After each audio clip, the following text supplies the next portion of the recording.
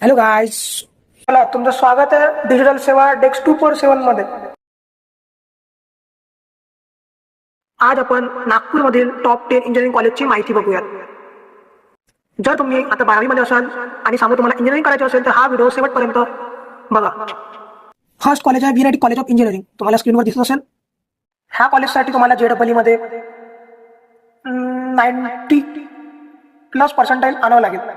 त्याच्यानंतर तुम्हाला ॲडव्हान्स पण क्लिअर करावं लागेल. त्याच्यानंतर हा कॉलेज मिळतो. VNIT मध्ये प्लेसमेंट तर खूप चांगले येतात आणि VNIT खूप जुना कॉलेज आहे नागपूरमध्ये आणि सेंट्रल लेवलचं कॉलेज आहे. याचा कॅम्पस पण एक नंबर आहे. खूप म्हणजे IIT सारखं पण म्हणू शकतो तुम्ही. इतकं चांगला कॅम्पस आहे आणि IT पार्क जेवढा कॉलेज आहे. त्याच्यानंतर सेकंड नंबरला कॉलेज येतो आपला IIT. हा नवीन कॉलेज आहे पण ठीक आहे. ह्या कॉलेजमध्ये IT आणि कम्प्युटरसाठी म्हणजे फेमस आहे कॉलेज नागपूरमध्ये. त्याच्यानंतर या कॉलेजसाठी सुद्धा तुम्हाला JEE क्लिअर करावं लागेल, ॲडव्हान्स पण क्लिअर करावं लागेल. त्याच्यानंतर हा कॉलेज तुम्हाला याच्यानंतर इथे थर्ड नंबरचं कॉलेज आहे Ramdev Baba college of engineering. Ramdev Baba college of इंजिनिअरिंगमध्ये तुम्हाला JEE CET मधून नंबर लागतो. बट या कॉलेजमध्ये तुम्हाला ना स्कॉलरशिप मिळत. आय थिंक टॉप 10 जे मुलं आहेत कॉलेजमध्ये त्यांनाच स्कॉलरशिप आहे कॉलेजकडून.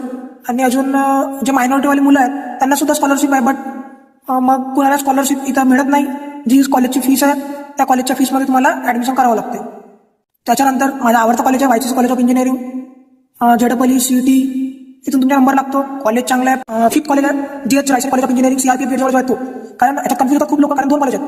एक GH रायसोनी आहे आणि GH रायसोनी मॅनेजमेंट पण कॉलेज आहे. दोन्ही ऑटोनॉमस आहेत. पण हा GH रायसोनी CRPF जवळ आहे प्रियदर्शनच्या बाजूला. तो कॉलेज म्हणजे चांगला आहे आणि खूप जुना पण आहे. खूप दिवस झाले ऑटोनॉमस होता. याचा पण कॅम्पस आहे छोटासा. पण कॉलेज ठीक आहे. प्लेसमेंट पण ठीक आहे त्या कॉलेजमध्ये. आता येतो Priyadarshini college of engineering. Priyadarshini college of इंजिनिअरिंगला आता दोन वर्ष झाले वाटतं ऑटोनॉमस झाला.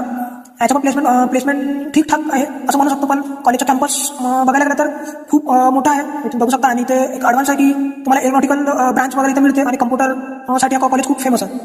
पलोटी कॉलेज ऑफ इंजिनिअरिंग सिटीच्या बाहेर आहे. पलोटी कॉलेज तुम्हाला बस प्रोव्हाइड करते.